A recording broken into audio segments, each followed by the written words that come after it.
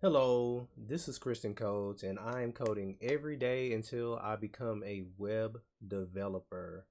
Last time we left off, I was doing the front end mentor dashboard challenge, and that looked like this one right here. I already turned it in, so I'm gonna show you guys what it looks like on my GitHub. I posted it in my repository, the time tracking dashboard. Scroll down here, and then we can see the live site. So we're just supposed to create this dashboard, and then through JSON, populate the squares with different information. So for example, the user is Jeremy Robson. And so on his daily, he works 5 hours. Yesterday, he worked 7 hours. And if we press weekly, it'll say, okay, well, this week he worked 32 hours and last week he worked 36 hours. The same for exercise. He exercised 4 hours this week. Last week was 5 hours. And then monthly, he exercised for 11 hours. Last month it was 18 hours. And this month he did 21 hours of social. I'm assuming that's social media. 23 hours of gaming. Last month, 29 hours of gaming. And then it is also responsive. So if we go to 375 up here, this is what it looks like in the responsive version, and it does the same thing. And yeah, so that was that project. I thought that project was gonna be a lot more difficult than it was, and I was really dreading doing it. I did not want to do it, but I did it. I'm glad I finished it. Let me just erase this. Um, I guess one thing I'm proud of when it comes to this project is, well, number one, this is a lot of code for some. This is not dry at all. I should have went back and refactored, but I really want to move forward. Um, I guess what I'm really proud of when it comes to this is, let's see. I kind of did the same things I usually did. After I finished this, I started reading about pure functions. I started reading about using objects in different ways, about refactoring the code. So I want to get more into like simplifying the code and making it less verbose and more understanding, so that when people just look at it, they can be like, okay, I understand what this does. I understand what's going on. And I want to use more pure functions. I like the idea of it having. I like the idea of them, and it seems like it's a good standard to have. So I think what we're gonna do today is we're gonna keep going along with the front end mentor path. And the next thing we need to do, well, first, what we're gonna do is we're gonna go to the refactoring the code, and we're just gonna, I guess, read over that.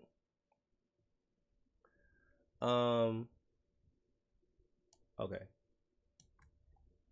Refactoring your code. One of the more nuanced aspects of coding is structuring and organizing your code base. Ideally, we want to write code that is easy to understand and as reusable as possible. In this article, we'll examine some approaches to writing more readable, reusable, and maintainable code. There are no hard and fast rules here. It's always a balance. Depending on the situation, you may want to favor code that's more readable, while at other times, you might want a code that's more reusable. At this stage, it's worth experimenting with some of these approaches and reflecting on how they can impact the way you think about and write your code. Keeping it dry, which is what I was talking about with all those. Let me move because I don't think y'all saw that. This is my switch statement. This whole thing is a switch statement, and it is not dry. It could have been a lot better, right? So when the user presses one of those buttons, it does all this stuff, but this could have been way simpler. But again, that's what I'm gonna learn going forward. Okay. just do it like that. Okay, so in coding terms, dry means do not repeat yourself, and it's a good principle to follow. Remember the example from earlier. So we have a div, ID of screen, and then we have these three buttons, red, green, and blue. We're going to say const screen equals, we're going to get the screen, put it here, this div. We're going to put the buttons in an array, and then we're going to say for each button, we're going to add an event listener, a click. And so once we click, it's going to do screen.style.background color equals e.target.id. Oh, okay. So I was like, how are you changing this into okay, I get it now. This is gonna be a string. Although we've already simplified this a little by using a loop to assign the event listeners, we're actually still creating 3 event listeners. Yes, we are. This is happening because we've written the event listener inside the loop. So on each loop, a new event listener gets created in memory. Oh, I didn't know that, and I've been doing it. Let's look at how we might drive this up. So we have the screen and we have the buttons in an array, and then it says const handle click equals the event as a parameter, and then we do screen.style background color eTarget.id. Screen, hold on, const handle click buttons dot for each button. We're going to add the event listener with click. Hold on, that seems very, let me read this again. Although we've simplified this a little by using a loop to assign the event listeners, we're actually still creating 3 event listeners. This is happening because we've written the event listener inside the loop. Also on each loop, a new event listener is created in memory. Let's look at how we might, by writing a separate name function, we've removed repetition from our code. We've now created only 1 event handler, but we've assigned it to 3 buttons.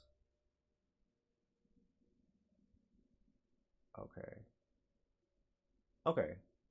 All right. So it's kind of like, yeah, because I do a lot of this, right? And I think it would be better if I just broke up the functionality. Handle click e screen.style e.target. Okay, that makes sense. Break up larger functions. Another way to write reusable code is to break large functions into smaller ones. Generally speaking, a function should do one thing and one thing well. Let's take some very simple form validation as an example. You could write a single function that would handle form validation and assign it to the onChange event of the inputs in a form, and maybe another one to handle the onSubmit event. That might look something like this. Number 1, what? You could write a single function that will handle form validation and assign it to the onChange event if the inputs in a form, and maybe another one to handle the onSubmit event. Okay, so let's see.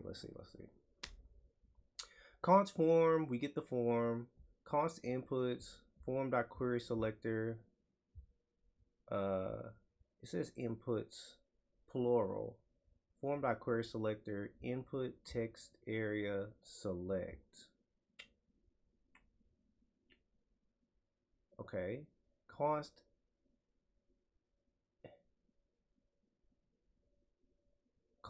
handle change equals e. Remove any existing error made from the field. Const handle submit e do e.prevent default, get the data from the form, move over the data, check if the value of the field is valid. If not, set the form as invalid if the form is invalid. Okay, this is perfectly reasonable approach, but some of the logic in these functions might be quite involved. For example, checking the validity of the field value might mean checking if an email address or telephone number is valid. These functions could get quite long and difficult to reason about. Instead, we could break these functions into helper functions to move some of the logic into smaller chunks that are easier to understand. So what they did was They created a clear error function, removing any success or error states, a render error function, a render success function, a data is valid function, a handle change function, const handle submit,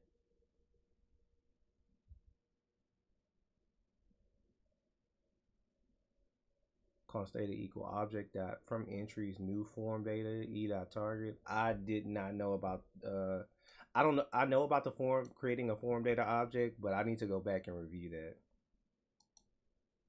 If the form is valid, render success, else, okay. This might look like a lot more code, and you're right, there are more lines, but mostly it's the same logic, just broken down into smaller, simpler functions. This is nice for a few reasons. It's easier to read because in the event handler, you're reading function names rather than the logic that performs those functions.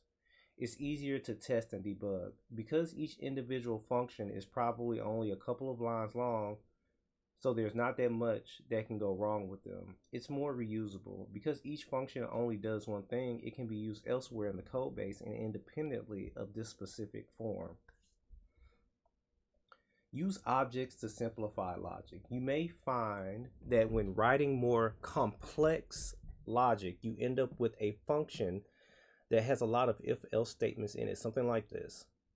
So we have if key equals this, then do this. If key equals this, then this.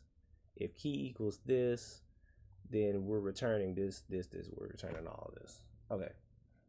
This adds a lot of complexity to the data is valid function. It's doing quite a lot of stuff, and each of these validations could become quite involved depending on the form. Let's look at how we can simplify this function with the help of an object. So then they create an object, and the object has in each key, name, email, and password, it has a function that is returning whether or not something is true. So I don't really understand these two exclamation marks. I'm gonna have to look into this. Maybe I should look into it now.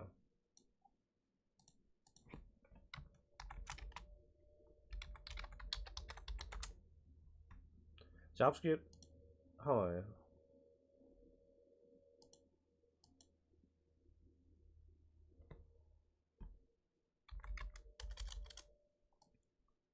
What does mean in JavaScript?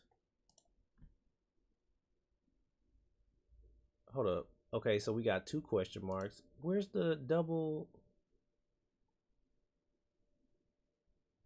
Hold on. So they have two question marks. This null is coalescing operator. It returns the right hand operand if the left hand operand is null or undefined. Okay. What the helly? It's not saying. Does that mean not?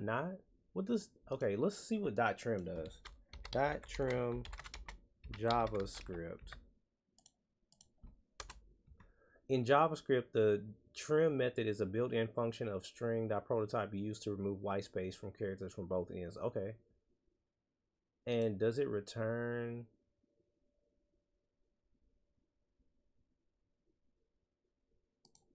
So then we put a value right there, and we're determining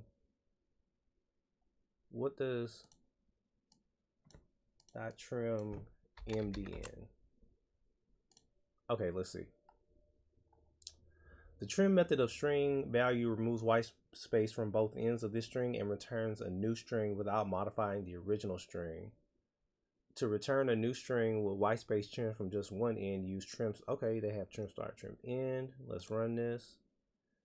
It returned hello world. Greeting.trim. Hello world. Okay. Return value. A new representing string stripped of white space from both its beginning and end. Neither.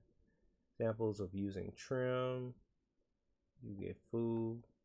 So right here, I guess I don't really understand this, but let's keep going. Maybe I'll understand it as we keep reading. I know this one just checks and returns whether false or true or false if it includes the at, and this one checks if the length of what you put right here is greater than or equal to 12. Then we have const data is valid equals key and value, and then we return validations. Hold on, validations. Oh yeah. We return validations, the key and the value. So I'm assuming we will put email and then the email right here, or password and then the password value right here. This is a much nicer pattern. We can use the validations object to store the logic for each field's validation, and we can use bracket notation to get the correct validation function from the validations object and pass the value to it to determine if the value is valid or not. Not only does this reduce the complexity of the data is valid function, but it also separates the validation logic from the function definition. If we need to add a new field to the form, we simply add a new method to the validations object, okay, to handle the validation for it.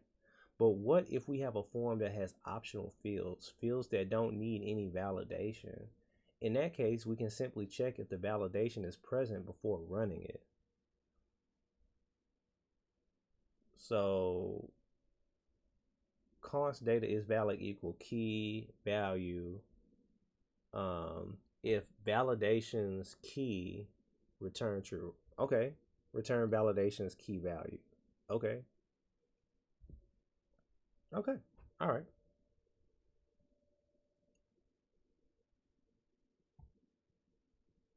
So if it's not there, then it'll return true, stop the function. But if it is there, it'll just do this. Okay. Favor pure functions where possible. A pure function is one that does not rely on anything outside of its scope to work. The data is valid function. The data is valid function is no longer pure because it relies on the presence of validations object outside of the function itself. This means that data is valid won't work if the validations object is missing. Let's update this to create a pure function that accepts validation as an argument. So I guess we went from placing it to, hold on, let me see. So we have const data is valid equal key value validations. If validations key return true, return validations key value. Okay, I understand. So we put it right here so we're not looking for an outside value. So we're just putting this validation, this object right here. So it takes a key, a value, and an object.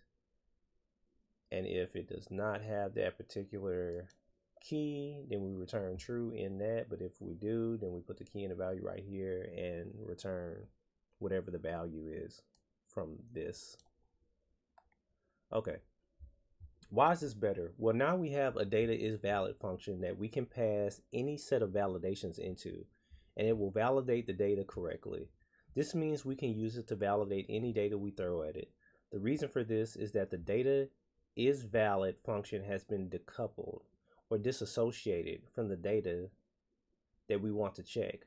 We've done that by making it a pure function. Data is valid still requires a validations object, but that object is now passed into the function rather than being created outside of it. Okay.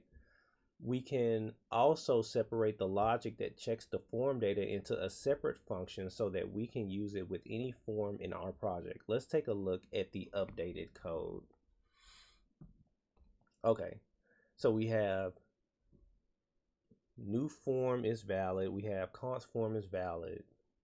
Form validations. Let is valid equal true. Const data equals object that I don't know what this does. From const data equals, I'm assuming it creates an array. From entries, new form, form data form, object dot keys. What? Data equal entries. Object dot keys data dot for each Passing the validations to data is valid as the third argument. If data is valid, name, data name, validations equal false. New form is valid function to check any form against any set of valid validations. Okay. So we put the form here and we put the validations here. Let is valid equal true. Const data equals object dot from entries new form data form. Okay, so we got the data right here from the form. Object dot keys data dot for each. Okay. So why wouldn't we do data dot keys dot for each? Anyway, whatever. Object dot keys data dot for each name. If data is valid, name, data name, validations, data is valid, validations, data name, name.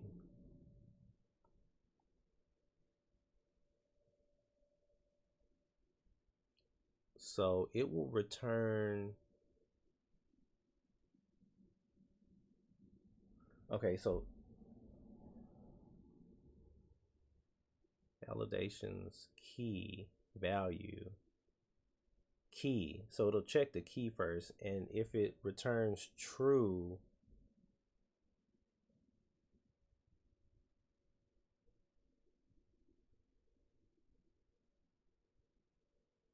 hold on, what?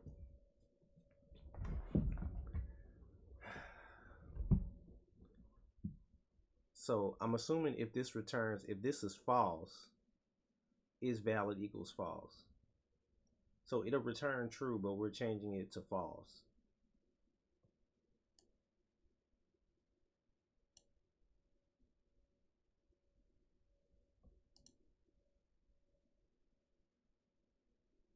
I think. Return is valid. Validations for this specific form. Const validations. We got that. Const handle submit. E.prevent default. If form. Okay. For a small project with a single form, you could argue that this is not really necessary. But for large projects with multiple forms, you can reuse this function across the entire site. Further reading.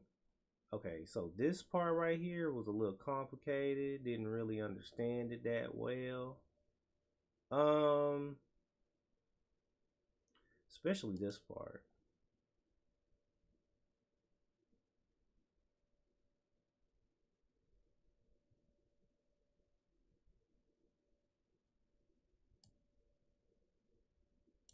Because I could have sworn this will change it to false, right? So, no. If this is true,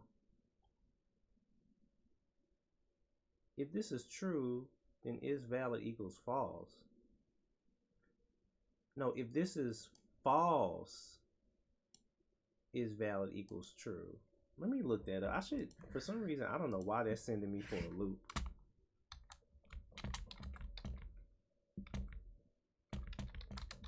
I know it's the not.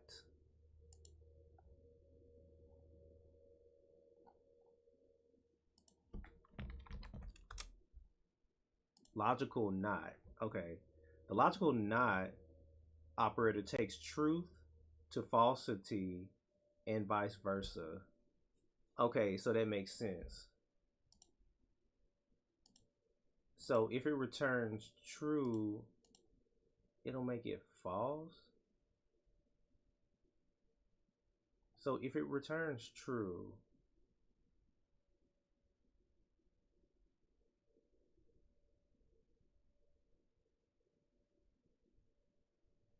let me see.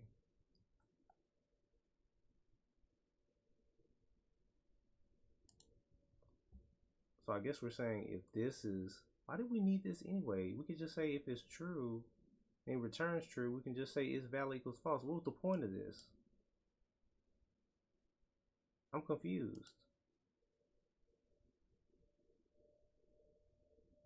Anyway, man, that's kind of confusing to me. I don't understand that.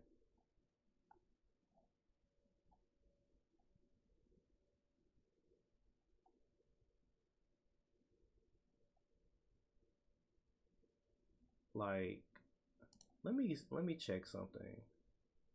So if I go to File, Open Recent, JavaScript Sandbox, let's just comment this out. Let's say I have something that is going to, let's say,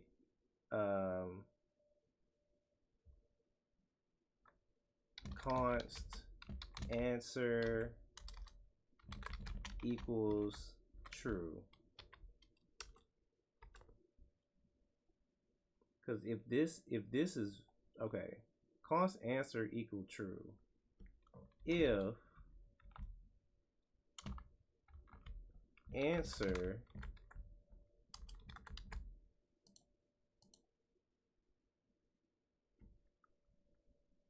and we're gonna say let is valid equal true, is valid equals false. Console.log is valid.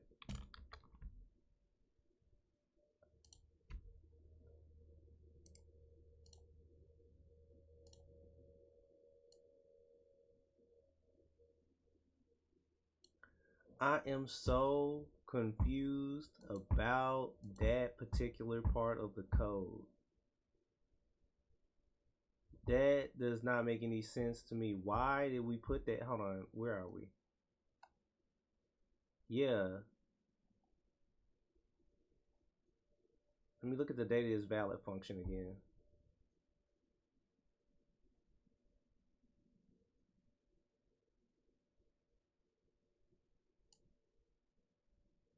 If there's no validation, the field is always valid. If there's no validation, the field is always valid. Okay. So if there's no validation, then that's going to be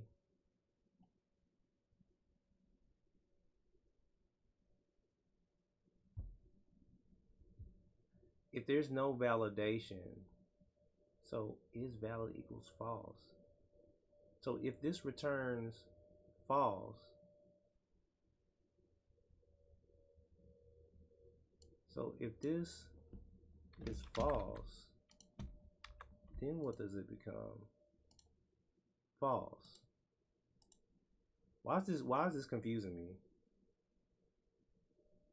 Answer equals false.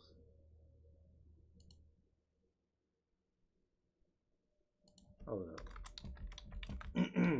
I gotta understand this. For some reason, I don't know why this is confusing me. True.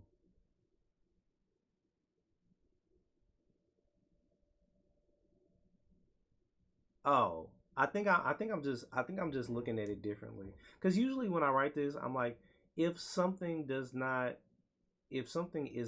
this, if answer is not true, is valid equals false.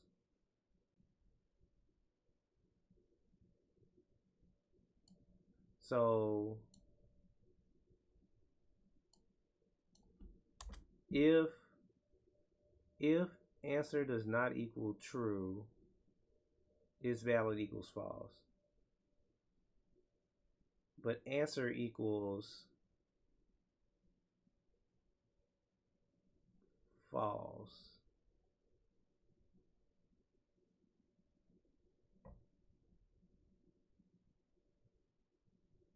If answer is not true, so that should be false.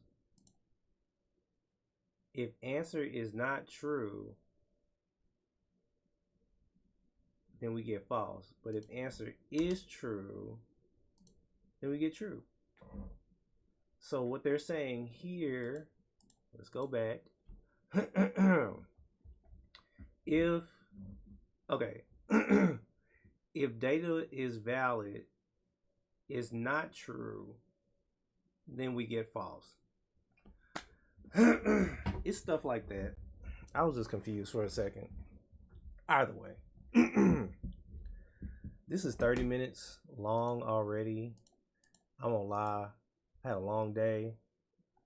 I think what I'm gonna do next time is I'm going to code a little bit off stream. I mean, well, off video and then code on video. And because I'm still trying to kind of understand how I should kind of present this. So JavaScript fundamentals. So so tomorrow we will be doing a tip calculator, and this looks really interesting to me. I like this. Splitter. So we got the desktop design. Splitter. Okay, and we got this little logo right here. Number of people. Okay. Yeah, I like this. This is gonna be a cool little project. This is gonna be fun. So I will do this one tomorrow. And I guess there, at the end of these videos, I like to talk about stuff. I guess what I'm gonna talk about today is I really strongly believe in working in a certain degree of silence and not worrying about the noise. I'm starting to realize, like, number one, not everybody wants to see you be successful. Number two, not everybody's going to know how to interpret your hard work. Not everybody's going to understand that. Not everybody's going to feel that language or that spirit. And when you're on the path, it just feels like there's so much noise. And the only way to filter through that noise is to be extremely dedicated. And so I feel some type of way for the people that haven't learned those lessons yet. The lesson of stay in your own lane and mind your own business and do your own thing. Because if they haven't, then they'll be pulled by everybody's opinion here and there and there and here. And I just think that sucks. Like, for example, I think this is like the third or fourth time I've talked about how people keep talking about AI and how it's gonna do this and how it's gonna do that. And oh my god, sometimes it gives me a headache. But I understand why people are talking about it. It is something new, and it's something that we have to adapt to, and it's something that we have to learn how to utilize in the correct way. However, just like with art, when AI first started coming out, people were like, "Oh, MG." Like, this is people are just like, for example, didn't the guy who was over Studio Ghibli, the founder, I don't know if his I don't know what his name is, but he was shown some AI interpretations of his own art, and he did not seem very enthused because it the people who create that art, they spend years of their life honing their craft. And it's like the only thing people care about is the end product, not the process, not the living, not the feeling, not the humanity of it. It's like people only care about what's the picture on the wall, but not what it took to get to the picture. And I think I don't know what that's a symptom of. I think earlier today I was listening to people talk about data centers and stuff like this, and I had this overwhelming sense of dread because I felt like, while they were talking about data centers potentially harming the environment and they were debunking that, it didn't change the fact that there's in so many other ways we are showing negligence towards the environment and what's going on. And that's met with crickets. I don't know why. I don't know why we could be on this planet and look out for light years and not really see anything else alive. And if we're not the only ones here, then this is rare, right? Like, so what we are is essentially extremely rare in the universe. Why wouldn't we take care of the place that the life is coming from. Like if you put in the future of technology or what a future city looks like in AI, it's always like these pristine white buildings that are kind of harmonious with the environment. It's like technology and the environment playing hand in hand and benefiting each other and working together. And it's like anytime we start talking about stuff like that, people are like, "Oh, well, you're a hippie," or they're just like very flippant about it, and I just don't understand it. I just don't get it. I think that people are starting to show a blatant disregard for other people in the process. I think AI is great, but the whole point of AI is that it's supposed to make society better. It's supposed to improve I'm assuming improve our quality of life or whatever, but it just feels like people just think about the money and they're just like, yeah, let's do it because that's what's been associated with um, thriving. But there are many examples of people having a lot of money and not being particularly happy people. And what's the point of having all that money if everybody else around you is suffering? I just don't get that. But to me, coding is more than just like the end result. It's a process. I like doing it. I like learning. I like getting into the documentation. I like doing all that stuff. And it sometimes I just feel like it's like we already have a level of abstraction with these higher level programming languages, and then we add the frameworks, which is another layer of abstraction. And people are only focused on the convenience and the comfort and getting to that number going up, and that's it. Which I understand, that's kind of the meta. That's how we survive in our society. But at the same time, the craft, the beauty of doing something, the process of learning something, I think is slowly being stripped away. The value, the worth of it. Because I think that the reason, and I think the reason it's like that is because most people don't necessarily have a plan on where they're going to go in their life. There's a lot of people that are alive right now because people just they were just doing what they do and then they just got pregnant. There was no plan, and so people kind of moved through life saying, okay, well, this is a reasonable choice, and well, now that this has happened, why don't we do this? So it's like almost like a domino effect of them trying to make the best choice possible for their own survival. And I don't know. I guess that's just the way it is, y'all. Um, and well, to finish off that thought, I guess what I was trying to say was that I don't think a lot of people really know what it means to live with being fully aware and having full intent behind that awareness. Like I'm talking about the intent when it comes to action, being fully present and aware of the actions and literally working towards a goal. Because I think most people are in jobs because they were like, oh, okay, this seems reasonable. I mean, what let's do this. This is making money. This is bringing money to the table, and it's never been truly deliberate. And I think a lot of people aren't chasing mastery. They're just, I think they might be chasing comfort. I don't know. Again, I'm 34. My thoughts are still evolving. I won't be the same person 10 years from now.